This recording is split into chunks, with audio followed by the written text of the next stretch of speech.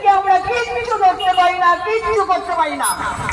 তো বন্ধু, আমরা এখানে বলেছি যে আমরা যে সরকার তৈরি করি, প্রশাসন তৈরি করি, জনগণ তৈরি করে, তারা যখন সেখানে বসে তখন কিন্তু কোনো দলের থাকে না, কোনো দলের সরকার নয়, সরকার হচ্ছে জনগণের।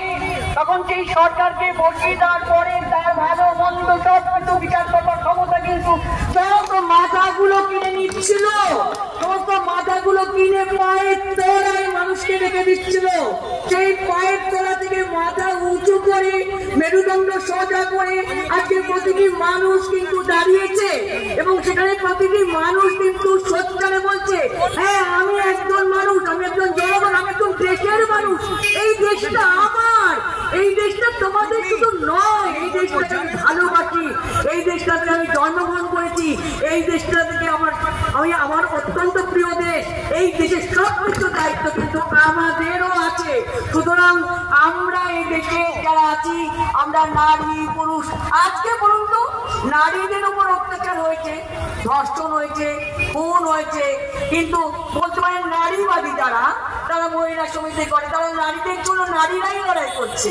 কিন্তু আজকে কেন ছেলেরা নেমে আসছে বলুন তো? সব ছেলেরা কি খারাপ? তা তো নয়। ওই যে বললাম সংস্কৃতি, সন্ত্রাসের সংস্কৃতি, পিতৃতন্ত্রের সংস্কৃতি, এইসব সংস্কৃতি গুলো কিন্তু মানুষকে অত্যাচার শেখায়, মানুষের উপর দমন পীড়ন শেখায়, কিভাবে দাবি রাখতে এইসব শেখায়। তো বন্ধু, সেই জন্য এই জায়গা থেকে উত্তরণ ঘটে গেছে। আজকে মেয়েরা আসছে, মেয়েদের সঙ্গে ছেলেরা আসছে। আমি 14ই আগস্ট এসেছিলাম এখানে, অনেক রাত অব্দি আমরা বয়স্ক, আমার দিদি আছেন 85 বছর বয়স, এবং আমরা সামাজিক কাজকর্ম করি, এবং তিনিও এসেছিলেন, আমরা দুটো অব্দি ছিলাম এখানে।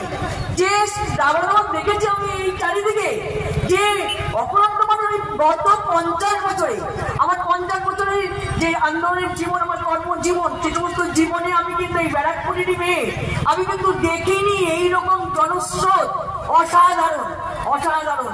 তো আমি আরেকটা কথা বলবো, যে আমরা যেটা চিন্তা করছিলাম যে আমরা চলে যাবার আগে মনে হয় পরবর্তী প্রজন্মকে, এই যারা শুধু নিজের নিয়ে রয়েছে, নিজের জন্যই নিজে ভাবছে, এইরকম একটা অবস্থা আমরা দীর্ঘদিন পর্যন্ত দেখছিলাম। আমাদেরকে কোনো অন্য কোনো রাজনীতি করতে হবে না। সেদিনকে প্রথম তার শব্দের গাড়িকে আটকে ছিল, সেটা কাউকে বলে দিতে হবে না। কিন্তু যে ঘটনাটা হলো, তার পরবর্তীকালে যদি আমরা এটা মেনে নিই যে is totally an administrative failure, অতএব যে প্রশাসন, যে সরকার আজকের দিনে ক্ষমতায় আছে, তাকে তার দায়ভার গ্রহণ করতে হবে। উনি শুধুমাত্র তৃণমূল দলের প্রতিনিধি নন, উনি আমাদের রাজ্যের প্রতিনিধি, রাজ্যের মুখ্যমন্ত্রী। এর আগে উনি বা তার আগে যে বা সরকার যারা এখানে থাকবে, এই ধরনের ঘটনা হলে পরে সরকারি ব্যর্থতার দায়ভার সেই প্রশাসনকে গ্রহণ করতে হবে। এটা হচ্ছে দ্বিতীয় নম্বর কথা।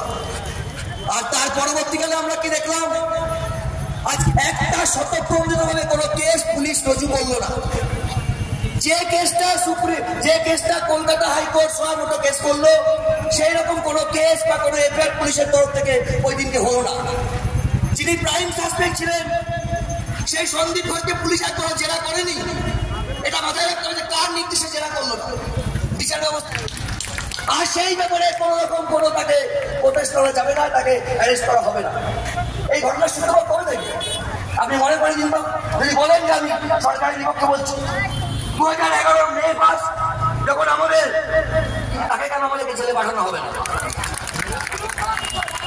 স্বাস্থ্যমন্ত্রীর যে দুর্নীতি হচ্ছে, স্বাস্থ্য এবং অ্যাডমিনিস্ট্রেশন, যিনি হাতে এই দুটো রকম দেওয়া যাবে না।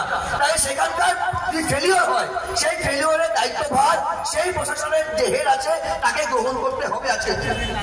এবং আমরা যারা বিচার ব্যবস্থার বিরুদ্ধে বিচার চাইছি, সেই বিচারের আন্দোলন, আপনি ভেবেছিলেন যে আপনাদের জল মাপছিলেন যে কতদিন সাধারণ মানুষ রাস্তায় থাকবে?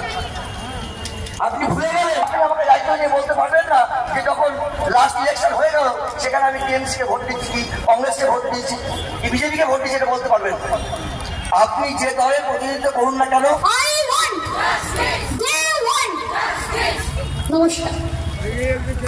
প্রশাসনের কাছে অনুরোধ করা হচ্ছে আমাদের লেখাগুলোর উপর দিয়ে বাইক এবং অটো যাওয়াতে আর্টিস্টদেরকে অপমান করা হচ্ছে। দয়া করে যদি একটু এই গাড়িগুলোকে একটু গাঁজাগলি দিয়ে পাস করেন তো খুব ভালো হয়।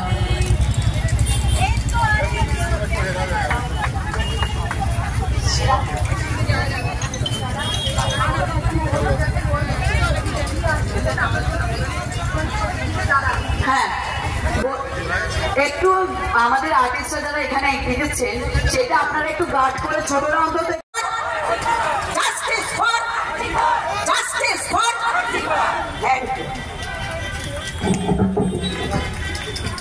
আমরা আমাদের প্রতিবাদটাকে জাগ্রত করতে চাইছি, আর কিছু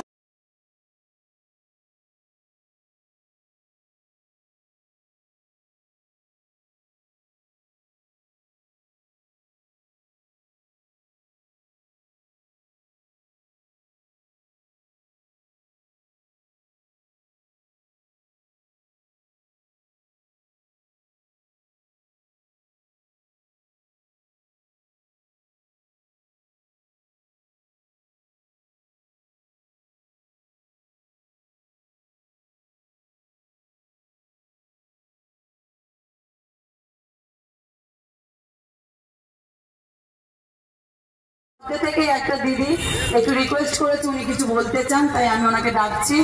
আসুন। নমস্কার। এই জমায়েত দেখে আমারও একটু ভেতরে প্রতিবাদের ইচ্ছে হলো, তাই আপনাদের সামনে এসে আমার সামান্য কিছু নিবেদন।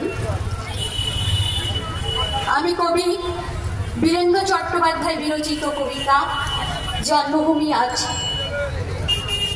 একবার মাটির দিকে তাকাও, একবার মানুষের দিকে, এখনো রাত শেষ হয়নি, অন্ধকার এখনো তোমার বুকের ওপর কঠিন পাথরের মতো, তুমি নিঃশ্বাস নিতে পারছো না, মাথার উপর একটা ভয়ঙ্কর কালো আকাশ এখনো বাঘের মতো থাবা উঁচিয়ে বসে আছে।